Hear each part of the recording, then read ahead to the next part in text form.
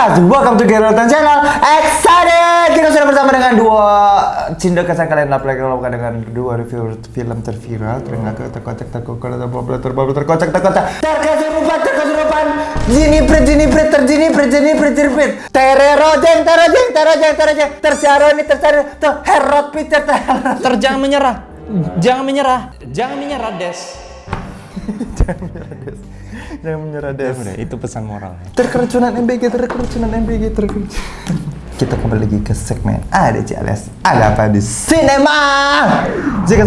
Jika sudah hari ini kita akan mereview film-film lagi. Ada film apa aja sih di bioskop nih? Film-film di bioskop itu lagi ada beberapa film. Full Indo. Hampir tidak banyak. Iya, hampir full Indo nih Anjay. Ini kayak sebuah gebrakan di Indonesia ya, kayak pertanda kalau industri film di Indonesia tuh berkembang ya. Lagi sehat-sehatnya. It's actually growing gitu ya. Nih ada film Agape, The Unconditional Love. Ada Jadi Tu Barang. Ada Andai Ibu Tidak Menikah dengan Syahroni. Ibu Tidak Menikah dengan Pinkan. Ada Sukma. Ini Sukma bagus banget anjir. Gue kemarin udah nonton sama Kanat ya. Ntar ya kalau ada waktu aku ajak Kanat ya review film Sukma. Ada perempuan sosial juga. Yaitu dari IDN Picture. Kalau IDN Picture kan biasanya bagus-bagus ya. Jadi proper lah. Proper. Dan mereka tuh setahun sekali doang. Jadi kayak beneran difokusin di satu film terus gitu. Kita kesampingkan dulu ya. Kalau film bagus itu kayak kalian nggak pada nonton, emang bangsat emang manusia ini ya. Dan juga ada ini Kang Sola itu kayaknya Kama itu satu film, di sini ada sequelnya di Indonesia. Dari universe-nya Kama. Sama. Cuman kayak ini tuh kayaknya penayangan terbatas sih. Iya, dikit banget nih. Iya, karena baru rilisnya tanggal 25. Tetapi film yang satu ini sebuah film yang akan kita review yang diangkat dari sebuah podcast yang katanya viral tetapi kita juga belum pernah dengar ya. Yang viral di PH mereka. Kayaknya viral di kantor mereka deh. Viral di mana ya? Yang kayaknya viralnya tuh di di BSD doang. Viralnya di kantor agensi mereka. Di Bintaro doang udah dibilang viral gitu ya. Semua dianggap viral. Sebuah film yang berjudul Mariam, Janji dan Jiwa yang Terikat. Film yang diproduksi oleh Tony Rames dan Judy Bani Wicaksono, didirektori oleh Azhar Kinoy Lubis, ditulis oleh bukan Lele Laila dong. Pantasan bagus sekali film ini. Pantasan terasa sekali ini film sangat-sangat proper dan sangat matang dan sangat mengerti background story dari film ini karena di film ini ditulis oleh ibu yang sangat yang berhijab itu Lele Laila. Sebuah kehormatan kita bisa mereview film yang dari seorang penulis yang sangat terbaik di Indonesia saat ini, yang memegang Indonesia saat ini. Dan kayaknya dia memang mau tersembunyi karena di awal sama akhir nggak diterus nama Laila ya. Anjir, apakah mungkin karena ini tuh kayak kelas C-nya dia kayak ya. Iya. Kayak begini doang mah aku akan kelas C aja sebagus ini kayak bahkan untuk kelas film-film kelas C-nya dia yang dia hanya ini kayaknya cuma 10% yang dia nggak butuh exposure gitu. Ternyata dia nggak butuh exposure ternyata masih konsisten bagus. Ya, puji Lele Laila.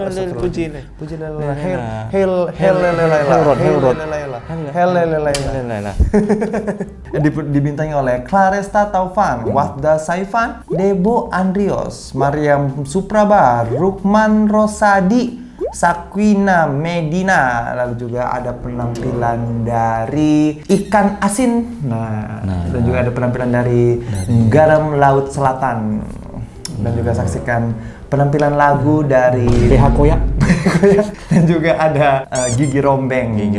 Dalam kurung dan huruf besar semua berdasarkan kisah nyata. Siap, percaya bang. Siap bang. Percaya banget anjay. Siap bang. Siap. Berdasarkan kisah nyata statement anjir. Sampai didatangin narasumbernya di opening sama akhir film. Ini berdasarkan kisah nyata banget. Ini kalian harus percaya guys. Kalian nggak boleh nggak percaya. Ini tuh kisah nyata 100% real, nggak mungkin bohong. Soalnya udah caps lock. Yang cerita pun juga nggak mungkin bohong, nggak mungkin halu kan. Ini kisah nyata banget anjir, 100% di dunia. Real. Lanjut. Mariam hidup dengan teror yang tak berhenti sejak ia lahir. Ia menerima surat misterius yang selalu muncul di hadapannya. Dia dikirimin kepala babi ke rumahnya. Dan juga ketika dia bilang, ketika dia berjoget-joget dan dia pergi ke Singapura dan Amerika, rumahnya dijarah dan ada juga dia kucingnya diculik.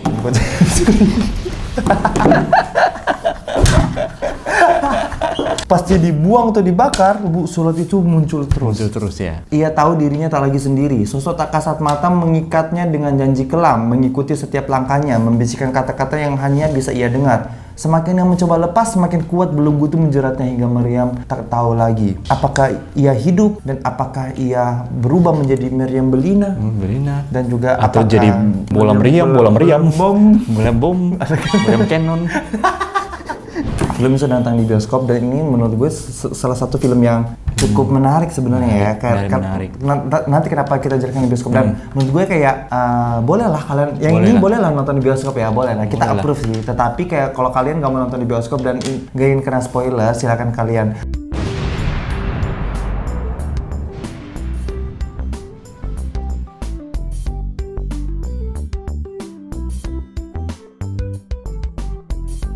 Jika kalian sudah selesai di nonton itu, silakan kalian berdiskusi di kolom komentar di bawah ini. Ini dong.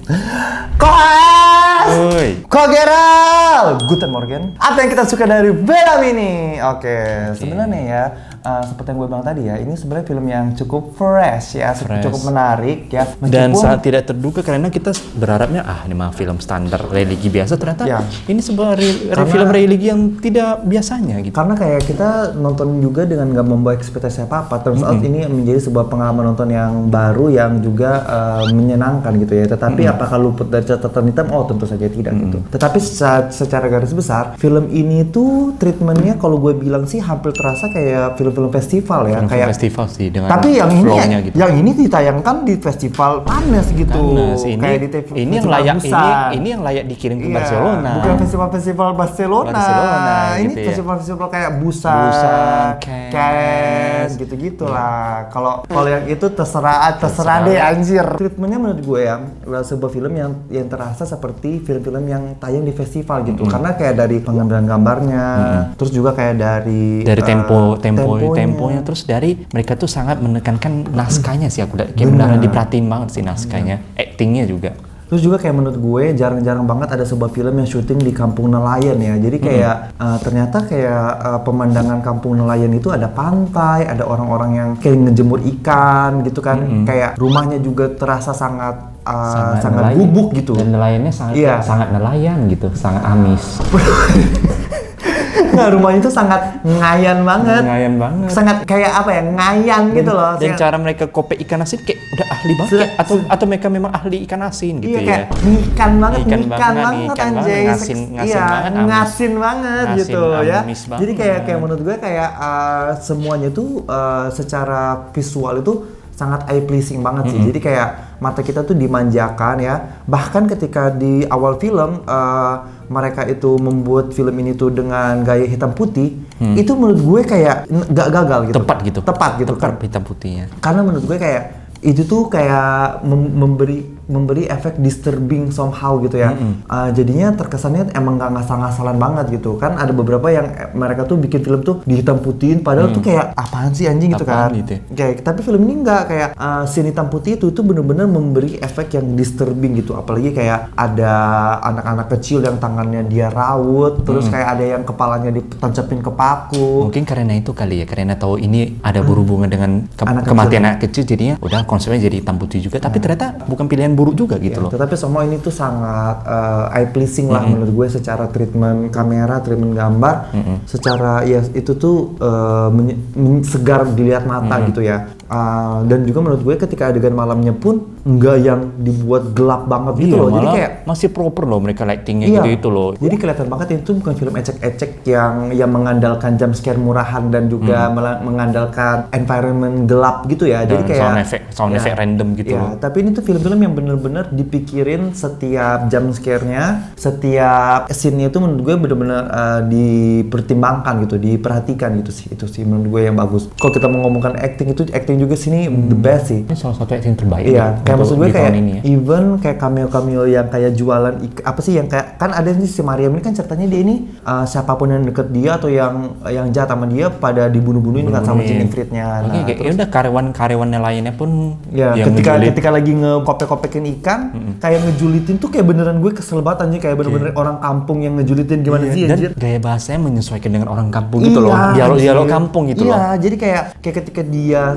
mendiskreditkan si Miriam tuh bener-bener terasa nyebelinnya. Kita pun malah puas pas si teman-temannya mati gitu loh. Iya, jadi kayak menurut gue secara acting tuh semuanya nggak ada yang masalah sih. Even ibunya Mariam pun berasa natural aja gitu sih. Semuanya berasa natural. Jadi kayak semakin membuat film itu enak untuk ditonton sih. Jadi kayak naskah, dialog sama castingnya pun tepat untuk setiap perannya masing-masing ini sih.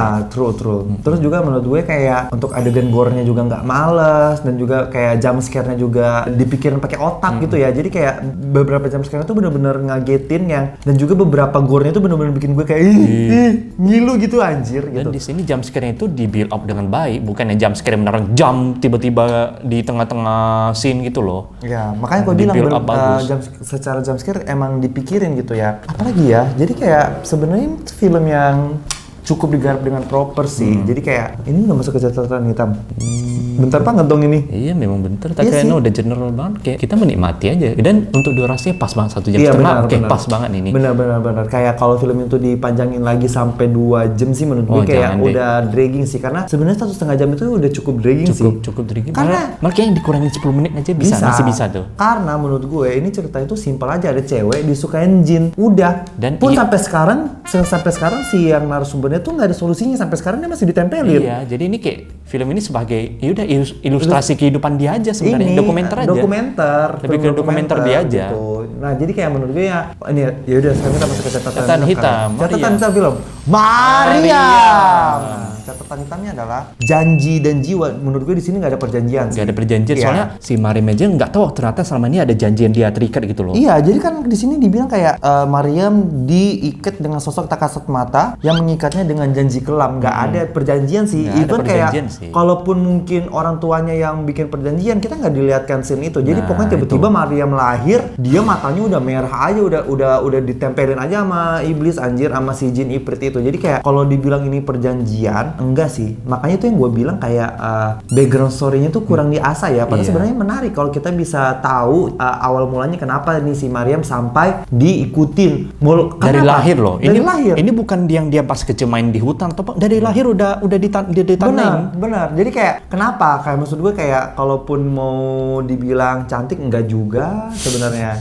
Jujur aja nih ya. Maksudnya kayak kenapa nggak incar warga kota aja warga kayak maksudnya kayak kalau si Jin Ifritnya ini demennya kenapa gitu? Apakah Mariam kayak mungkin gini ya, kayak bule-bule itu kan suka yang model-model Lina Muherje gitu ya. Kayak eksotis.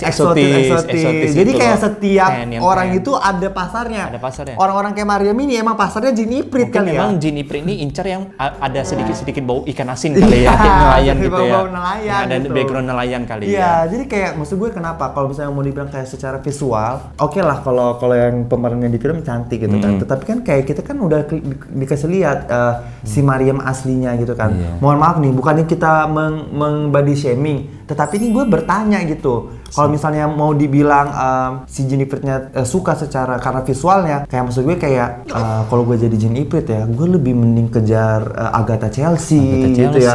Ada Erika Kalina kalau mau yang eksotis, ada Erika Kalina. Ada Siva Haju. Iya, tuh Erika Kalina daripada sama DJ Panda kan mendingan sama Jin Ifrit malah lebih parah. Kayaknya ini ada sedikit ketidaknyamanan narasumber buat ceritakan background orang tuanya, soalnya di sini memang nggak ada diceritakan background setannya sama background bapaknya sendiri siapa gitu loh. Jadi menurut gue itu tuh berdampak ke film apa? Berdampaknya jadi kayak film itu jadi nggak jelas gitu. Kayak ya karena kan maksudnya asal muasal itu banyak hal yang bisa digali, kayak termasuk solusinya bagaimana cara bisa dia lepas itu mungkin ada di perjanjian itu.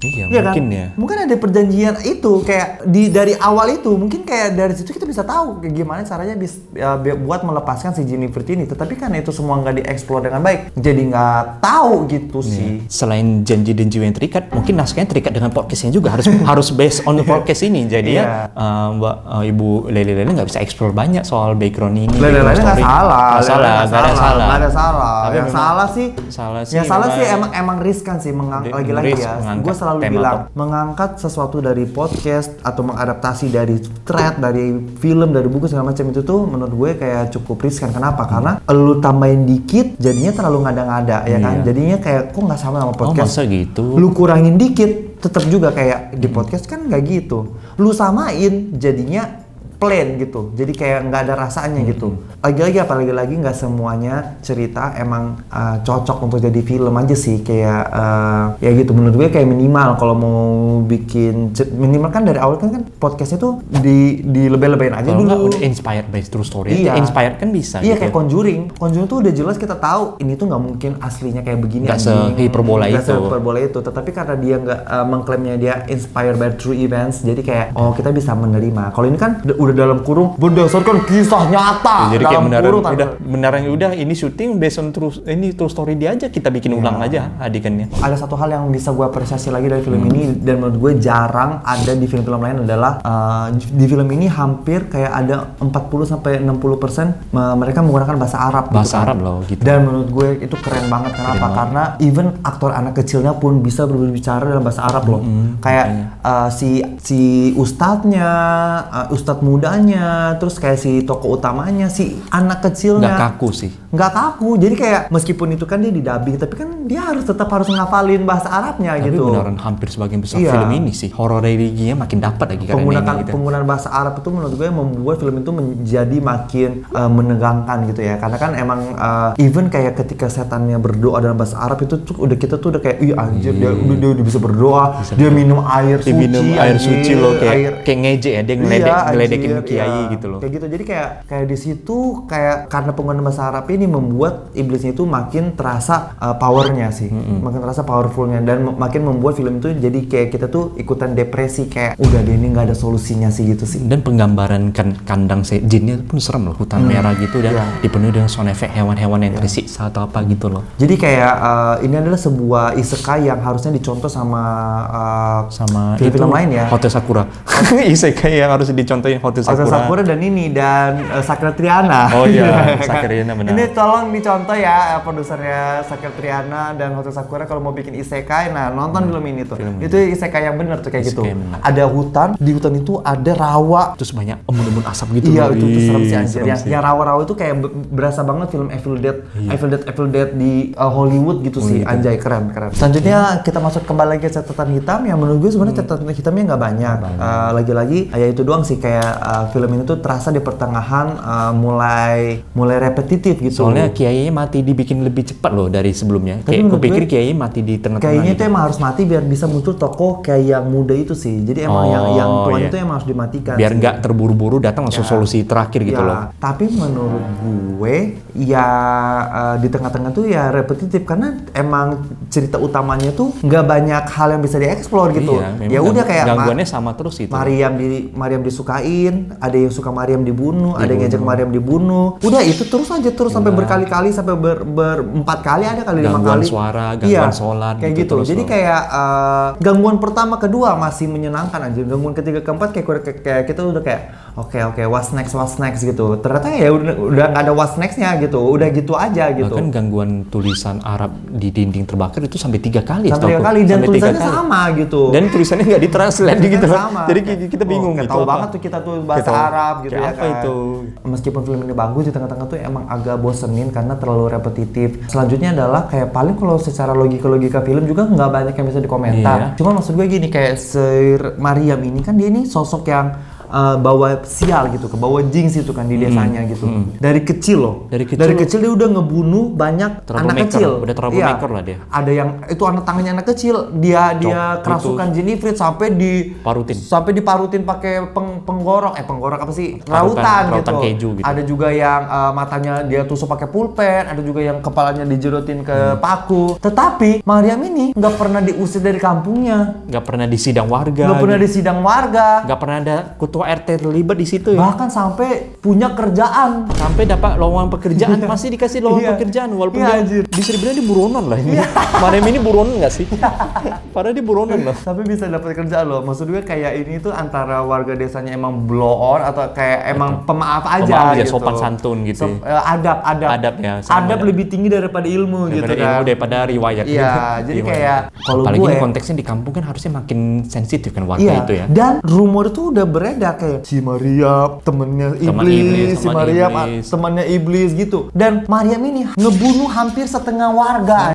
Dan anehnya setelah dia membunuh anak kecil dan orang dewasa, warga desa itu tetap ngejulitin dia. Oh, anak setan dia sama anak setan gitu loh. Anjir. Kayak warga-warga ini kan udah tahu kan kayak semua orang yang membuli Maryam, yang mengganggu Maryam akan mati. Iya. Tetapi tetap aja gitu dijulitin. Si Maryam anak iblis, teman iblis. Hatinya udah dibolongin setan gitu. Hatinya dibolongin setan. Si Maryam, ini pelakor gitu, maksudnya kayak nggak ada sense-nya, kayak nggak logik. Berarti emang si warga-warga emang tolol. Emang tolol aja ternyata ya, kayak gitu sih. Itulah. Bahkan ada satu tokoh si cewek yang tinggi itu, yang pertama nih ngejulitin Maryam, terus dia ditugaskan sama malam-malam pergi ke pelabuhan. Dia kesurupan. Di pelabuhan dia ngelihat Maryam matanya udah merah, dia kesurupan.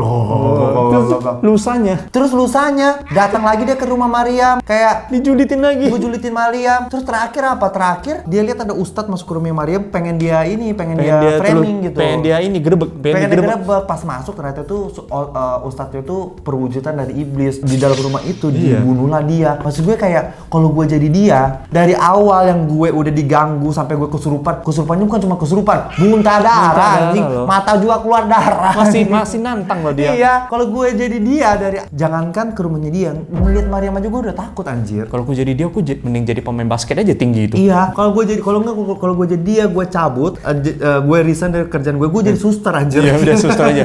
Karena gue pernah mengalami. Apa background lu? Gue pernah kesurupan, gue selamat dari banyak serangan teror. Serangan mistis. Gue jadi suster aja anjir, kayak ke gereja Katolik udah kayak gue udah takut tobat, udah datengin tuh rumahnya Maryam. Akhirnya apa? Itu warga desa bertiga dibunuh. Udahnya dibunuh, besoknya kayak warga desa kayak usir Maryam. Kata Ustadz, istighfar, dilempar batu. Udah malamnya udah kayak nggak terjadi apa-apa. Terus biasanya saya mau nikahi Maryam.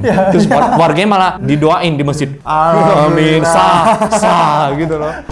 Gitu. Kayak gitu aja, aneh banget. Nah, ini juga yang menurut gue yang cukup tanda tanya adalah keputusan mereka untuk mematikan ustadz ya. Karena di film itu berkali-kali mereka itu menekankan poin kalau hanya Allah yang bisa mengatur hidup matinya manusia gitu. Tetapi ustadznya mati di tangan setan. Nah, jin lagi. Gue nggak tahu ya. Kalau kayak di dalam agama Islam seperti apa. Tetapi gue sebagai non-is melihat film itu kayak lah. Kok gitu? Kok sampai mati gitu? Terus iya, kan kita tuh sering dengar kutipan jin itu gak bisa membunuh ya, bisa membunuh tuh iblis. Tapi ini jin ifrit berkali-kali di-mention, tapi akhirnya dia bisa membunuh kok orang-orangnya. Membunuh ustadz, membunuh manusia. Maksud gue kayak jadinya kayak membuat gue sebagai yang non-Islam itu bertanya-tanya kayak anjir ustadz itu ustadz powerful loh. Dari Maryam umur 5 tahun sampai Maryam segede itu, umur 26 kali umur udah berapa? Dia yang ngejagain Maryam. Dia bisa survive selama 26 tahun itu, kenapa baru dia dibunuh di situ aja? Di umur 25. Pada akhirnya dia mati gitu ya. Jadi kayak maksud gue kayak keputusan membunuh ustadz itu cukup mengganjal sih di hati gue sih. Malah di True Story Podcast-nya dibilang 3 ustadz malah di film ini satu kita udah bingung. Ini 3 ustadz di real life-nya. Iya. Jadi kayak itu perlu dipertanyakan sih. Jadi kayak kenapa sampai ya mungkin tuh lagi-lagi karena di kisah nyatanya kayak gitu. Cuma ya itu berarti gue mempertanyakan cerita aslinya berarti. Iya, kita lebih ke pertanyaan. Gue mempertanyakan cerita aslinya. Kita cuma komentarin cerita aslinya. Apa iya? Enggak. Kalau bener kayak ya udah kita turut prihatin. Tapi kayak ada sedikit cerita yang mengganjal di hatiku kayak I don't think that's true sih. Gitu sih. Solusi dari film ini menurut gue cukup kocak. Tapi mungkin emang kayak gitu story-nya gitu. Story kayak gitu. Kayak maksudnya solusinya adalah dengan dia nikah sama ustadz muda. Udahnya gitu ketika mau nikah Maryamnya dipindahin ke isekai kan. Terus ustadznya bilang kayak ibu izinkan saya menikah sama Maryam. Kata mamanya saya izinkan. Tapi Maryam nggak ada. Maryam hilang. Insya Allah atas izin Allah. Atas izin Allah, saya bisa menikahin Maryam dimanapun dia berada. Anjir. Wah, oke. Maksud gue kayak, buset, Kalau jujur dimanapun- lagi, balik lagi. Karena kita nggak ngerti agama Islam, tetapi gue melihat itu kayak wow. Ekstrim banget anjay. Ekstrim ya. Jadi kayak itu ustadz di situ, ijab kabul. Hijab kabul Gak ada Maryamnya. tanpa pengantin gitu. Iya. Jadi kayak menarik hijab kabul langsung sah. Coba sebagai orang muslim, apakah tuh bisa kayak gitu? Kalau misalnya Berarti kita bisa nikah siapapun. iya, dong. gue Kita- tuh mikirnya kayak, oh berarti gue bisa nikahin sama Taylor Swift. Taylor Swift ya. Taylor binti Taylor Swift. binti Swift gitu ya. Ini nikah Iya. sama Aespa. Espa, saya Satu grup menikah dengan semua. Ning binti Espa gitu kan. Ning binti Espa. Saya bisa datang dengan Jadi kayak- Kim binti Kardashian gitu. Gitu, Jadi itu. lagi-lagi ya, karena kita nggak ngerti Iya. konsepnya agama Islam. Tapi Karena kalau- film ini tuh emang bener-bener syarat dengan nilai Islam banget. Iya. Tetapi apakah itu bisa? Cuman maksud gue kayak ketika mereka membuat solusinya itu adalah menikah, itu gue jadi bertanya lagi tuh, kenapa si Ustadz Farhan yang menikahi Maryam, kenapa dia nggak dibunuh? Sementara si Jennifer ini bisa membunuh yang paling gedenya anjing. Kayak ustadz yang ibaratnya suhunya gitu kan. Mati. Kenapa si Farhan nggak mati? Apa yang membedakan imannya Farhan sama imannya si ustadz yang tuanya gitu kan? Itu sih menurut. Ditambah ini film horor pertama yang solusinya nikah sih. Kita nggak pernah Iya. ketemu sih model-model formula horor kayak ini sih. Tetapi ini film horor yang realistis karena sekarang tuh apa-apa yang solusinya nikah, Cok. Iya, apa nikah? Pengangguran, Pengangguran, nikah. solusinya nikah. Malah tuh kan ada rezeki Iya. kan. Hamil, Hamil di luar nikah? nikah. Terlalu sering berantem? Nikah. Gitu ya. Punya pacar tobrut, Punya pacar tobrut, nikah. gitu ya. Dideketin sama Donald Trump, Dideketin, nikah. gitu. Gitu. Keracunan makanan gratis, Makanan gratis. solusinya hapus dong tuntut programnya. Tuntut dong. Tuntut, hapus programnya. Paling solusinya nikah anjing. Nikah. Kayak udah jelas keracunan 200 siswa, masih dilanjutin Masih anjing kayak Akhirnya udah ada obrolan sih, itu dana mau dialihkan akhirnya. MBG kan emang B-nya beracun. Iya, Makanan beracun gratis gitu. G-nya GERD. M-nya mual. Iya. Overall bagi gue sebenarnya ini overall adalah film yang cukup menarik ya. Sebuah film yang nontonnya tuh berasa sebagai film kayak nonton film festival, tetapi menurut gue kayak gak se-memorable itu untuk dikenang. Kayak mungkin ini tuh kayak cukup sebagai film, oh ini film yang bagus tahun ini gitu. Tetapi apakah dalam 1 tahun ke depan kita akan mengingat kalau kita pernah nonton film ini? I don't think so sih. Jadi Iya. kayak Ya sekali ditonton ya. film sekali ditonton. Secara treatment, secara gambar, secara acting, apapun itu menurut gue udah cukup bagus sih. Kita bisa lihat si PH ini tuh sebenarnya punya resource ya, punya duit, punya skill untuk menggarap sebuah film horor, tetapi kayak kurang kuat dicerita aja sih. Padahal sayang banget mereka udah menggandeng salah satu penulis terbaik di dunia yang sudah pasti idenya brilian sekali sangat ya. brilian dan sangat matang dan sangat bagus. Matang, sangat minim plot hole, minimalis, dan juga yang benaran vakum untuk belajar lebih banyak. belajar lebih dan box banyak, office. kayak dikritik dia bukannya tumbang tetapi dia jadikan tuh pembelajaran Jadi semakin hari pembelajaran. semakin baik, bukannya dia malah tantrum dan komen-komen ke reviewer film, dibilang otaknya nggak iya, dipakai gitu. Otaknya nggak dipakai, nyampe, otaknya kagak gitu nyampe kan. gitu loh. Ya overall ini tuh termasuk film horor religi yang solid banget dari awal sampai akhir dengan acting yang totalitas dan eksekusi yang cukup matang dari keseluruhan divisinya. Dan film ini sangat cocok sih buat jadi portofolio aktor-aktor aktris yang terlibat di sini. Sangat cocok sih, bagus lah. Terutama si tokoh utamanya sih kayak anjing ketika dia ketakutan, ketika dia kesurupan, Ketika dia udah lagi stres gitu ya. depresi. Dia kesurupan sama dia ketakutan, kayak kita bisa melihat itu dua orang yang berbeda aja. Iya, bagus ya kan? sih. Kayak itu menurut gue kayak acting paling susah tuh acting kesurupan yang bener sih anjir. Kayak Dan looks-nya sih menarik iya sih, kayak matanya kan gede gitu ya. Gede, hidungnya Jadi kayak mancung ketika matanya kan gede dan matanya itu dibuat merah itu kayak, anjir itu creepy sih. Dan Kayak casting anak sama orang dewasa nggak beda jauh ya, bagus ya casting tepat itu. Iya, jadi kayak ketika dia dewasa, kita percaya itu adalah anak kecil yang growing up gitu. Anak bagus. kecil yang di awal tuh growing up itu sih. Ya gitu lah guys. Ya, rating dari 10 mungkin gue bisa kasih nilai Aku kayak 8 deh. Kayak aku 8 deh. 7 sih. Kalau misalnya ini di-cut 10 menit dipadetin, aku bisa kasih 8 sih. Tapi untuk sekarang 7 cukup sih. Terima kasih sudah menonton ADC ya. Mungkin kalian juga bisa cek channel HS. Karena di channel HS ada apa, HS? Ada Poci, podcast Cipu, Cina Pulau, Pulau Jawa terbaik. Tayang setiap Selasa jam 12. Dan juga jangan lupa juga di membership itu sekarang ya video-video lucu-lucuan, video-video main game atau video-video Di luar podcast semua di luar ADC kita taruh di membership. Kalau kalian ingin melihat keseruan-keseruan main game sama Dwiki sama teman-teman yang lain ada di membership. Lalu juga jangan lupa juga kalian geser di bawah set hype video, pencet tombol hype. Anjing lu semua ya, kayak gue udah 2 tahun bikin YouTube cuma naik 1000 subscriber gue. Bangsat sekarang lu pokoknya lu like, comment, subscribe. Tukang parkir aja naik jadi 2000 sekarang. Bangsat. Tunggu lu semua ya, kayak kalau gue nanti udah kaya, gue tinggalin YouTube. Kok kan enggak. Masih bocah duit. Mungkin kita ketemu di film berikutnya, ada film Kang Makan Kang Solah ya. Ya, sampai ketemu di film berikutnya. Bye bye.